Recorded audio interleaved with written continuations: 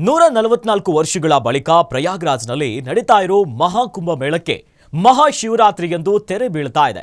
ಈ ಐತಿಹಾಸಿಕ ಹಿಂದೂ ಉತ್ಸವವು ದೇಶ ಮಾತ್ರವಲ್ಲದೆ ವಿದೇಶಿಗರನ್ನ ಕೂಡ ಭಕ್ತರನ್ನ ಆಕರ್ಷಿಸಿತು.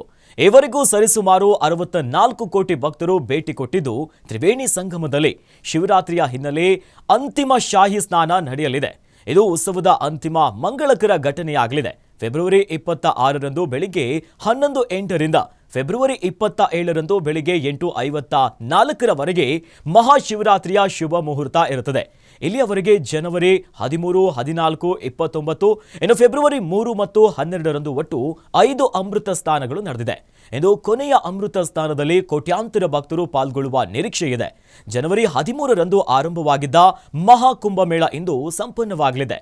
ಮತ್ತೆ ಮುಂದಿನ 144 ವರ್ಷಗಳ ನಂತರ ಮಹಾಕುಂಭಮೇಳ ನಡೆಯಲಿದೆ.